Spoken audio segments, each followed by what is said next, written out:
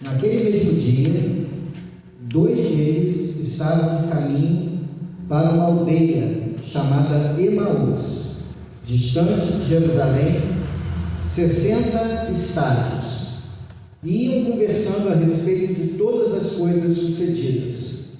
Aconteceu que, enquanto conversavam e discutiam, o próprio Jesus se aproximou e ia com eles. E os seus olhos, porém, estavam como que impedidos de o reconhecer. Então lhes perguntou Jesus: que é isso que vos preocupa? E de que ides tratando à medida que caminhais? E eles pararam entristecidos. Um, porém, chamado Cleopas, respondeu, dizendo: és o único, porventura, que, tendo estado em Jerusalém, ignoras as ocorrências desses últimos dias? E ele lhes perguntou: quais? E explicaram que aconteceu a Jesus o Nazareno, que era varão profeta, poderoso em obras e palavras, diante de Deus e de todo o povo, e como os principais sacerdotes e as nossas autoridades o entregaram para ser condenado à morte e o crucificaram. Ora, nós esperávamos que fosse ele quem havia de redimir a Israel. Mas depois de tudo isso, é já este o 3º dia desde que tais coisas sucederam. É verdade também que algumas mulheres, das que conosco estavam, nos surpreenderam, tendo ido de madrugada ao túmulo, e não achando o corpo de Jesus, voltaram dizendo: terem tido uma visão de anjos, os quais afirmaram que ele vive. E de fato, alguns dos nossos foram ao sepulcro e verificaram a exatidão do que disseram as mulheres, mas não o viram. Então lhes disse Jesus: honestos e tardios de coração para crer tudo o que os profetas disseram. Porventura não convinha que o Cristo padecesse e entrasse na sua glória? E começando por Moisés e discorrendo por todos os profetas, expunha-lhes o que a seu respeito constava em todas as Escrituras. E quando se aproximavam da aldeia para onde iam, fez ele menção de passar adiante. Mas eles o constrangeram, dizendo: fica conosco, porque é tarde e o dia já declina. E entrou para ficar com eles. E aconteceu que, quando estavam à mesa, tomando ele o pão, abençoou e, tendo partido, lhes deu. E então se lhes abriram os olhos e o reconheceram, mas ele desapareceu da presença deles. E disseram um ao outro: porventura não nos ardia o coração quando ele pelo caminho nos falava, quando nos expunha as Escrituras? E na mesma hora, levantando-se, voltaram para Jerusalém, onde acharam reunidos os 11 e outros com eles, os quais diziam: o Senhor ressuscitou e já apareceu a Simão. Então os dois contaram o que lhes aconteceram no caminho e como fora por eles reconhecido no partir do pão. Amém. Podem sentar em nome de Jesus. Essa palavra, ela tende a nos trazer uma situação que é do desespero à esperança. E a situação de muita gente que a gente lida no dia a dia está numa situação de desespero, como foi dito que no velório havia pessoas desesperadas. Mas a gente não encontra pessoas desesperadas só no velório. A gente tem tido um grande índice de tentativa de suicídio em Friburgo, muita gente tentando se matar, algumas conseguem, outras não. E a gente que lida lá na casa de recuperação, o Joaci sabe muito bem, o pastor também sabe porque está sempre lá, a quantidade de pessoas que vão para tentar fazer um tratamento e acabam tendo uma recaída logo após a saída de lá. E a gente lida com isso o tempo todo, com pessoas em situação de desespero. E esse desespero, ele é comum porque nós estamos vivendo dias difíceis. E essas pessoas que estavam ali naquele caminho de Emaús, eles estavam em desespero, porque eles vinham de um tempo junto com Jesus, eles não eram os apóstolos, eles não faziam parte dos 12, mas certamente eles andaram com Jesus durante o período do ministério de Jesus. Não há uma menção do nome deles antes, mas possivelmente era gente que andava próxima de Jesus. E quando Jesus então morre, passam-se 3 dias, nada aparentemente acontece, e eles resolvem sair da cidade de Jerusalém e ir em direção a Emaús, que era um povoado próximo, era uma distância de cerca de 11 quilômetros. Não era uma grande distância, era como daqui em São Geraldo, no centro da cidade. Não era uma distância muito grande, mas naquela época, andando a pé numa estrada de terra, era uma distânciazinha, e era uma distância de uma caminhada de tristeza, uma caminhada de decepção, uma caminhada de dor, uma caminhada de desespero. Diz assim no versículo 13: naquele mesmo dia, 2 deles estavam no caminho para uma aldeia chamada Emaús, distante de Jerusalém 11 quilômetros, 60 estádios, e iam conversando a respeito de todas as coisas sucedidas. Quais eram essas coisas? Era que eles tinham depositado durante um bom tempo a confiança de que Jesus ia restaurar a honra de Israel, que ia melhorar a vida deles, que os problemas, as dores e as angústias da vida deles seriam solucionados. Mas eles tinham depositado a confiança em Jesus de uma maneira errada. Embora Jesus tivesse falado muitas vezes a respeito da sua morte, do que era necessário ele sofrer, do que era necessário ele padecer, eles não estavam ouvindo. E muitas vezes a gente vê pessoas o tempo todo ouvindo a pregação do Evangelho, mas parece que a ficha não cai, parece que o Evangelho não entra, parece que vem todos os domingos, todas as quintas, todos os cultos, participam, ouvem pregação nas suas casas, até mesmo leem a Bíblia, mas o Evangelho não entra. E se passa 1 ano, 2, 3, 5, 10 anos, e uma vida confiando de uma maneira errada no Evangelho e depositando esperanças que não são as promessas de Jesus.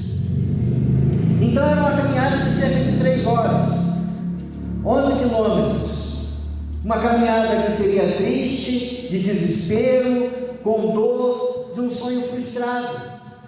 A morte de Cristo era como uma punhalada nas costas, por uma esperança que eles haviam depositado. E agora, quando eles olhavam para aquele sepulcro, quando eles olharam para aquela cruz, para quando eles viram um Cristo morto, ensanguentado, ferido, com uma cruz e ao mesmo tempo uma coroa de espinhos, com o seu lado furado, frágil, eles olham para aquilo e a sua esperança vai embora.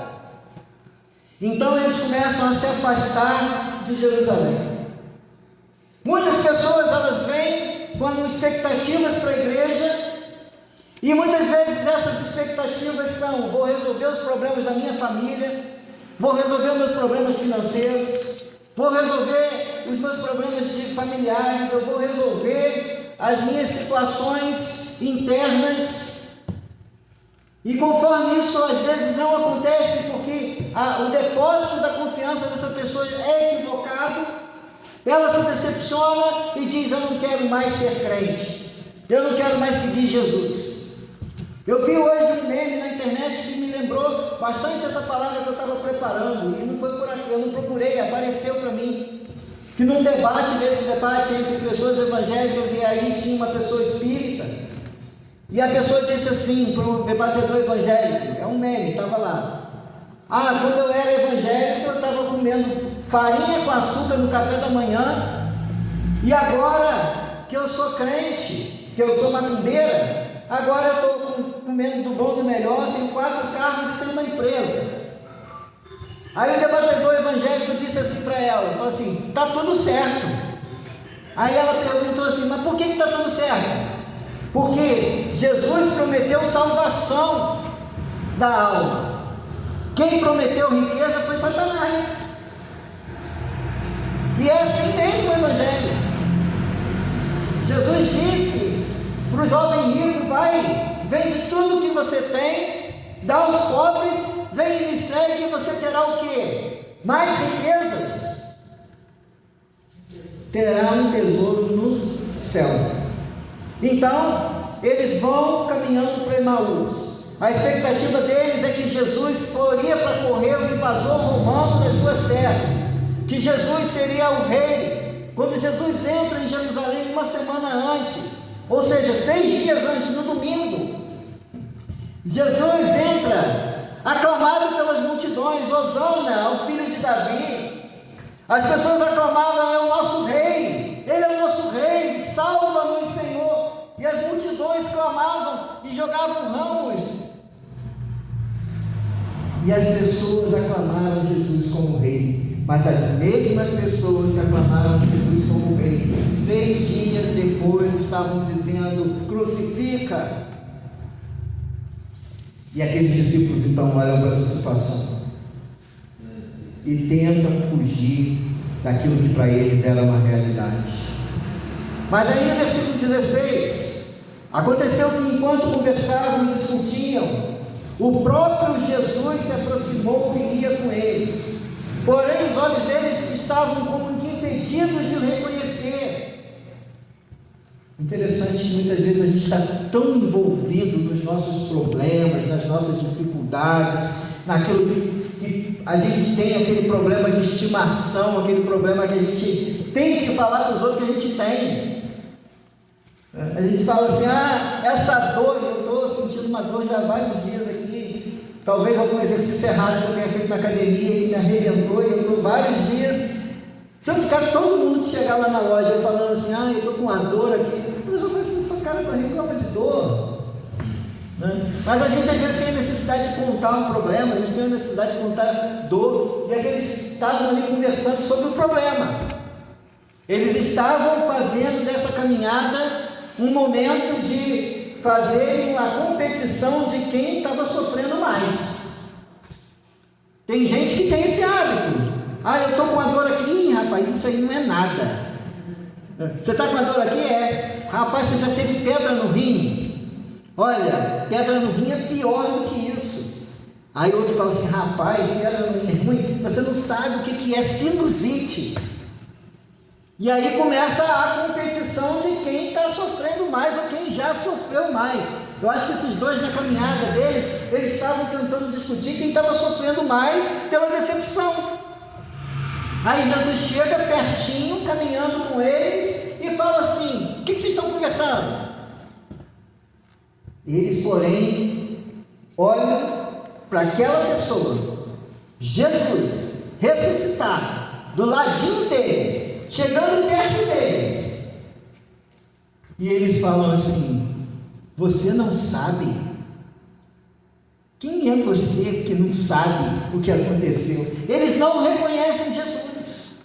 Às vezes a gente, nessa incredulidade de cultuar os nossos problemas, as nossas dificuldades, a gente não reconhece Jesus nas pequenas coisas da vida. Jesus estava junto deles, caminhando junto com eles, mas eles não reconheceram Jesus. Jesus se aproxima da nossa dor, mas a cegueira dos nossos medos, dos nossos traumas, das nossas decepções, nos impedem de vê-lo. Eles confiaram em Jesus como solução para um problema político. Jesus vai ser o nosso rei. Ele é descendente de Davi, ele vai tomar de volta o trono, vai expulsar os romanos. Mas quando isso não acontece, eles se frustram. E agora, perto de Jesus, eles não reconhecem Jesus. Estavam presos a uma realidade de morte, de desespero, de dor. O desespero nos leva a sensações de fraqueza, de desânimo, de fracasso, mas esse comportamento não condiz com as pessoas que confiam em Jesus. Como que a gente pode querer ganhar pessoas para Jesus tendo um comportamento de, sabe aquela, tem um desenho animado que eu acho que deve ser da minha época minha, do Joaci e da pastora, eu não sei, não sei se a gente tem mais ou menos a mesma idade, né? Pois é, que era assim, ó tristeza, ó dor, ó azar, tinha um negócio assim, tinha um desenho assim que era, tristeza, ó dor, ó azar, né? Se a gente ficar com esse comportamento, irmãos, como que a gente vai falar de Jesus para as pessoas? Como que a gente vai falar que Jesus é o caminho, a verdade e a vida? Como que a gente vai falar que Jesus é o pão vivo que desceu do céu? Como que a gente vai falar que Jesus é a água da vida? Que daquele que dele beber nunca mais terá sede? Se com a nossa vida e o nosso dia a dia a gente mostra uma vida de fracasso, de derrota, de incredulidade, de medo, de frustração, a gente precisa transformar esse desespero. 2 Coríntios 4,4 diz assim: nos quais o Deus deste mundo cegou o entendimento dos incrédulos, para que não lhes resplandeça a luz do Evangelho da glória de Cristo, qual é a imagem de Deus. Quem cega o entendimento é o inimigo, e dessa forma o inimigo ele não pode cegar o entendimento de nós que somos povo de Deus. Nós temos que ter esse entendimento aberto para entender que muitas vezes Deus permite a dor para que a gente possa despertar, para que a gente possa acordar, para que a gente possa buscar estar perto dele e reconhecê-lo nos nossos caminhos. Aí no versículo 17 e 18 diz assim: então lhes perguntou: que palavras são essas que caminhando trocais entre vós? E eles pararam entristecidos. Olha como se entregar à dor paralisa. Olha como se entregar à dor nos faz não ir em frente. Eles estavam tão concentrados naquilo que de repente eles pararam. Quando Jesus pergunta: o que é que vocês tanto conversam? Eles pararam. Talvez um olhando para o outro e falando assim: qual é desse cara? Ele não entende o que está acontecendo? Que o único que tinha poder para enfrentar a situação que nós estamos vivendo está morto e sepultado. Mas enquanto ele estava morto e sepultado, ele desceu ao inferno. Aleluia. E lá ele tomou cativo o cativeiro, levou aos céus aqueles que eram salvos. A realidade do túmulo era a realidade visível, mas a realidade espiritual estava acontecendo a nossa salvação. Na realidade espiritual, o mundo espiritual estava sendo transformado. Ele estava descendo ao inferno e anunciando àqueles que estavam esperando a sua morte e ressurreição que ele havia ressuscitado, que ele estava pronto, que ele venceu a morte, que ele venceu o pecado. A gente não reconhece o agir de Deus nas nossas vidas, e talvez nesse mundo físico a gente realmente não está vendo. A gente está vendo um sepulcro, a gente está vendo um túmulo, a gente está vendo nada acontecer, mas no mundo espiritual Deus já está agindo. Glória a Deus. E aí então, a última notícia deles, o jornal de ontem deles, era: Jesus ainda está morto. Mas aí Jesus nos pergunta: o que está causando dor a você? O que está te paralisando? O que está te pedindo de ir em frente?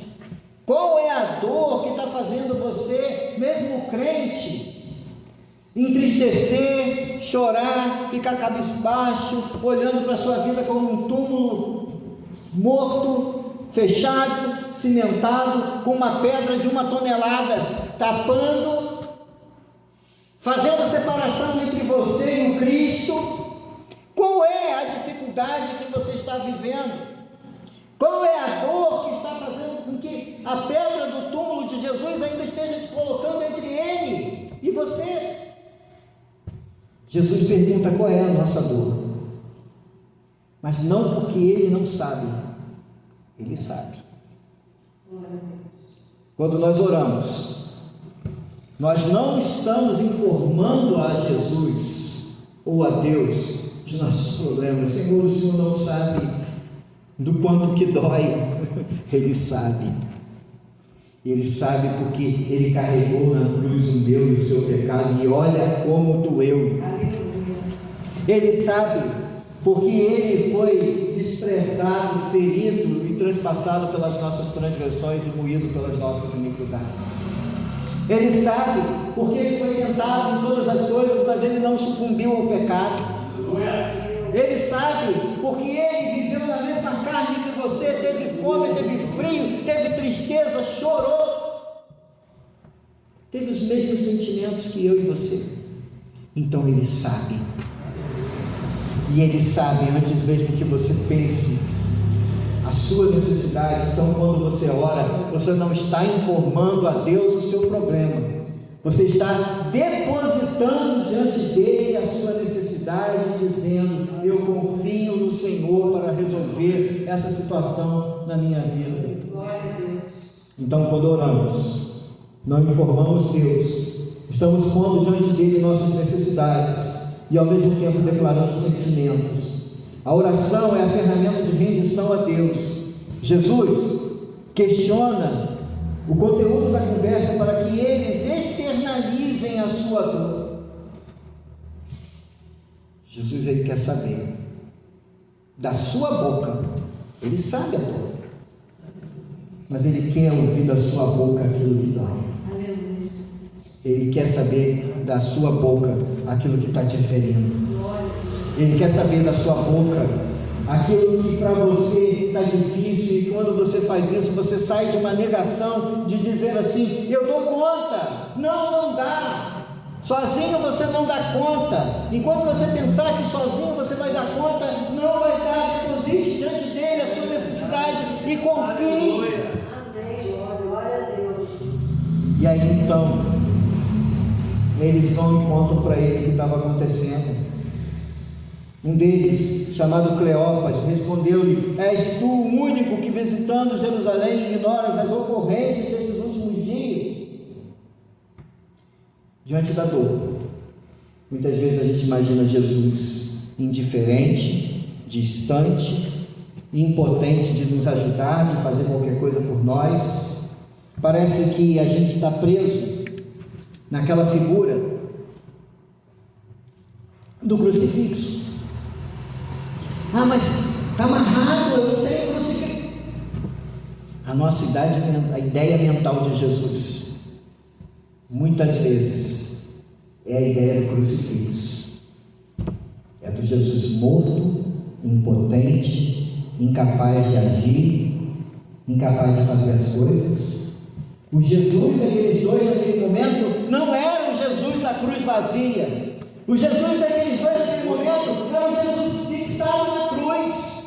A mente deles naquele momento não conseguia ver uma cruz vazia, mas conseguia ver, olhar um Jesus preso, pregado numa cruz.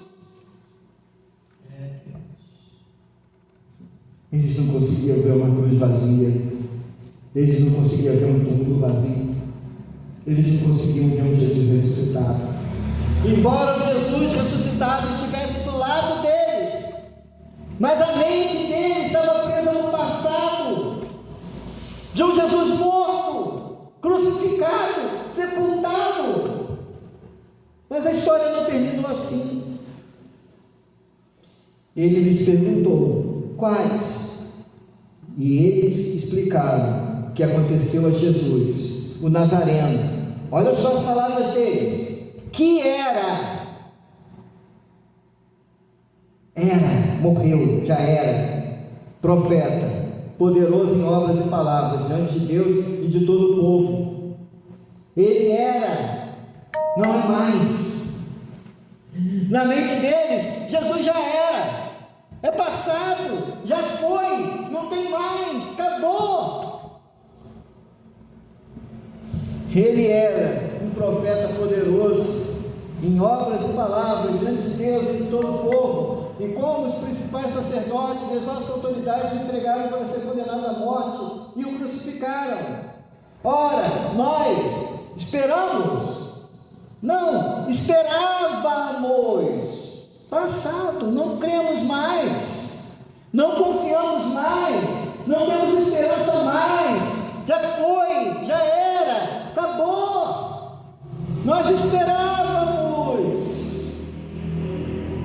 que fosse Ele quem havia, não quem haverá, passado, quem havia de redimir Israel. Mas depois de tudo isso, já este o terceiro dia desde que tais coisas aconteceram, não tem mais chance. 3 dias, já deve estar fedendo. 3 dias, ninguém ressuscita depois de 3 dias.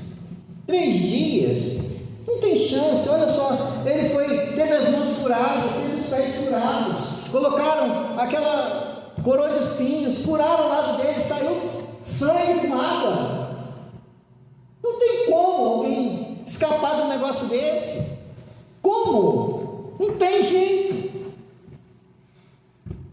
Depois disso, já é o terceiro dia desde que tais coisas sucederam. Nós esperávamos. Aqui está a quebra da nossa confiança. Eu cria. Quando eu entrei na igreja, eu tinha muita fé. Se aparecesse uma pessoa na cadeira de roda aqui, eu ia querer vir com um óleo, botar a mão na cabeça, levanta em nome de Jesus e tal. E hoje? Será que a gente tem fé com um negócio desse? Vou pagar mico, vou orar pelo paralítico, máximo vou orar por uma gripe, porque a gripe eu sei que vai curar mesmo, então chegar alguém gripado aqui é fácil, né? Ah, Senhor, abençoa, cura a gripe, cura a dor da coluna, né? Uma hora vai melhorar, né? Agora, será que a gente tem fé para coisas maiores? Eles esperavam. Aqui está a quebra da esperança humana. Eles tinham um plano para Jesus, mas o plano de Deus era o quê? Maior. Devemos aprender que nossa esperança não está no que nós achamos que Deus deve fazer, mas o que Ele já fez na cruz. Simples. Jesus não vai nos salvar, Ele já nos salvou. Jesus não vai perdoar os nossos pecados, Ele já perdoou os nossos pecados. Então a gente se aposta disso pela fé. E olha só como Jesus diz: então ele lhes disse: ó insensatos e tardios de coração, para crer em tudo o que os profetas disseram. A gente não tem tempo para ficar aqui uma noite inteira, quem sabe um dia, pegar aqui de manhã até de noite falando das profecias a respeito da vida de Jesus. A gente tem que começar 8 horas da manhã, parar para almoçar e seguir, quem sabe segue a vigília, porque desde Gênesis até Malaquias, o Antigo Testamento só fala de Jesus. É só Jesus. Jesus estava ali em todas as páginas. Jesus está dizendo para vocês: ei, vocês não leem Bíblia não, povo?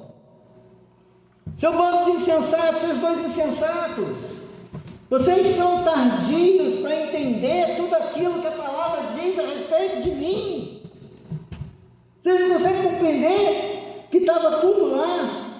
E começando por Moisés e discorrendo por todos os profetas, expunha-lhes o que a seu respeito constava o quê? Em algumas escrituras? Não, em todas as escrituras.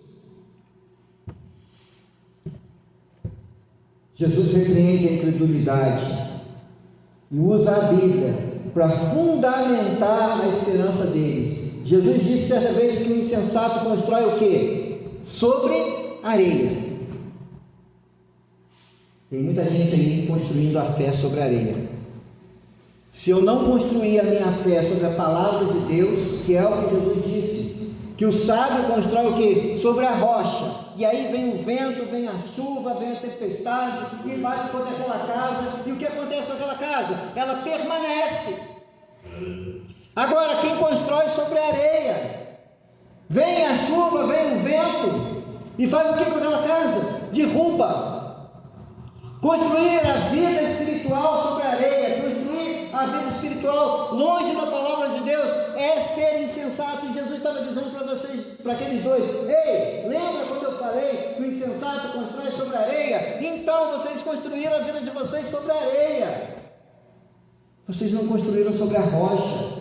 E agora a vida de vocês está em ruína, a vida de vocês está caída.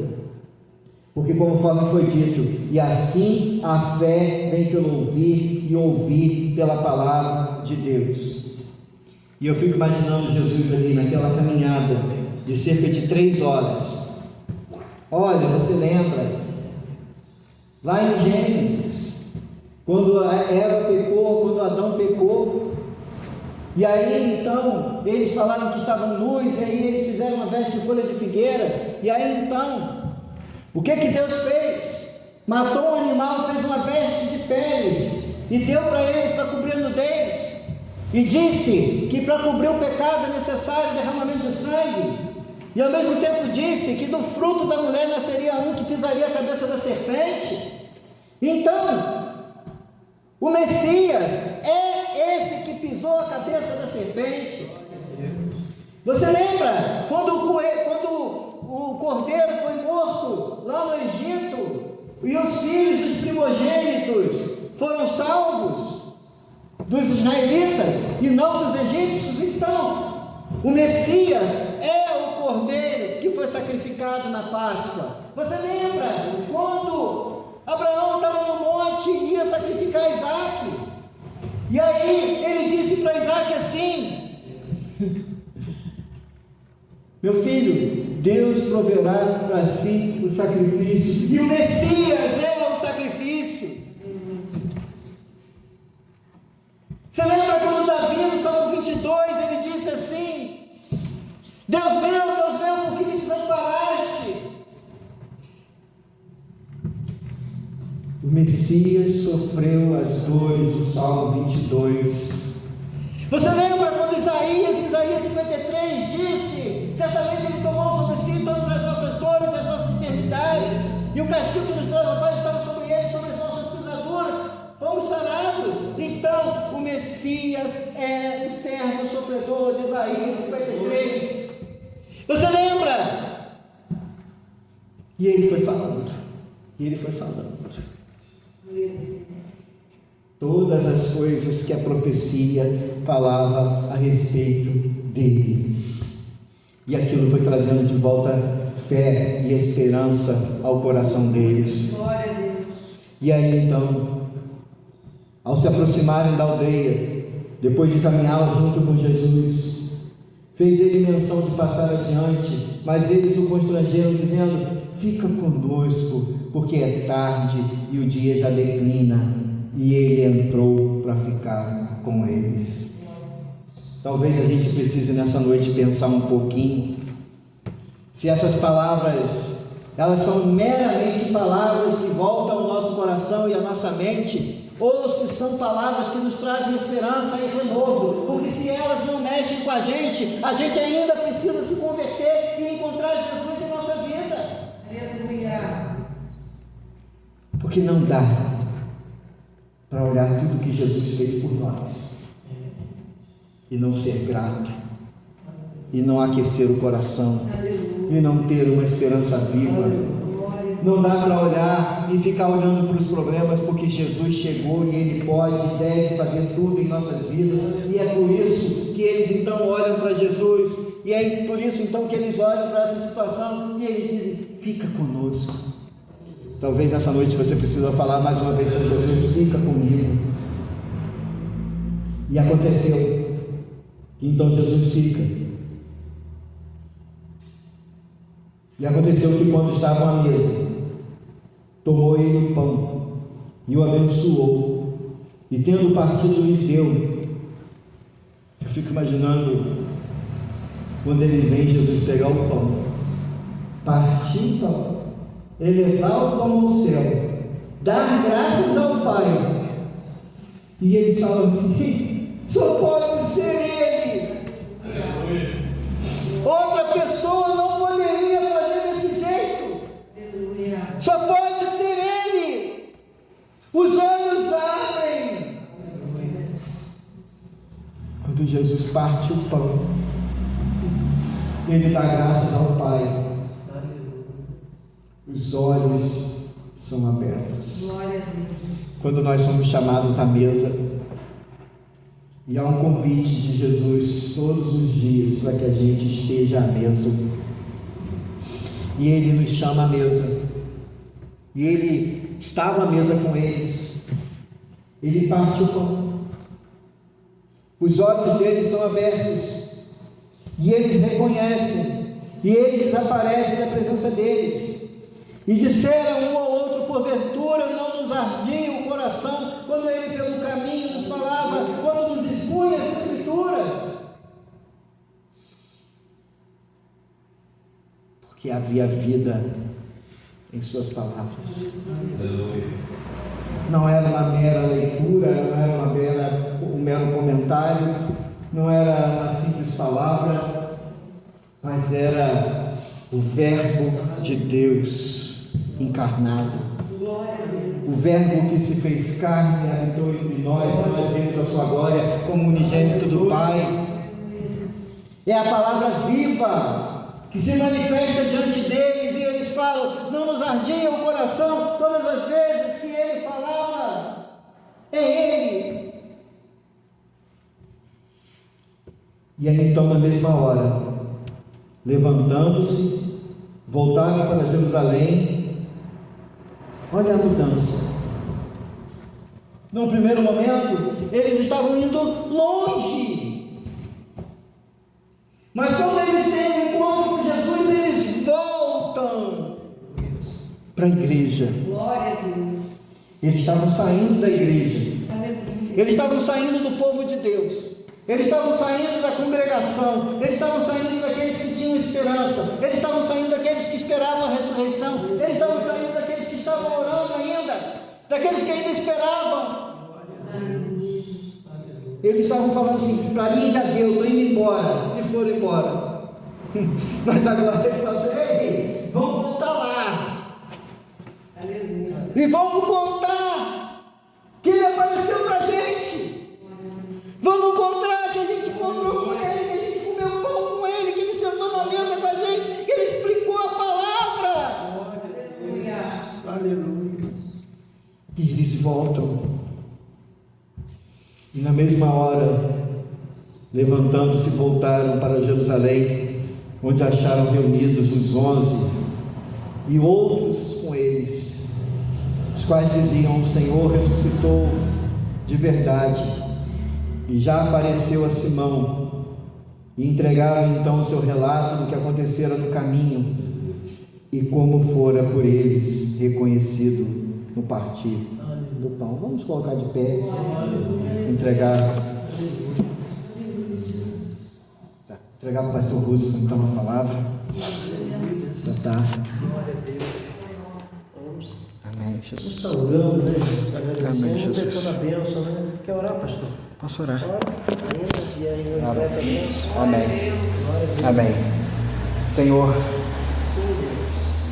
o nosso desespero, a nossa dor do dia a dia não pode ofuscar a Tua presença em nossa vida. Não podemos olhar para Ti como um Deus morto na cruz, preso a um sepulcro, preso a uma realidade de morte. Não podemos, Deus, porque essa realidade ficou no passado. A realidade que temos hoje é de um Deus vivo e ressuscitado, que está assentado à direita do Deus Pai Todo-Poderoso, e a nossa esperança é a sua vinda para buscar os seus. Glória a Deus. Por isso, Pai, nessa noite eu quero falar ao meu coração, eu quero declarar ao meu coração e ao coração dos meus irmãos: coração, não se prenda às coisas materiais desse mundo, mas abra-se meu coração, o seu coração, para a visão espiritual daquilo que Cristo é. Ô Senhor, abra-nos os olhos. Nesse partir do pão, parta conosco o pão todos os dias, Senhor. Seja o nosso pão vivo que desceu do céu, seja a nossa água da vida, Pai. E por isso nós dizemos, Pai, que cremos naquela palavra que diz: entrega o teu caminho ao Senhor, confia nele e o mais ele fará. As nossas vidas nessa noite estão entregues a Ti, Pai, em nome de Jesus.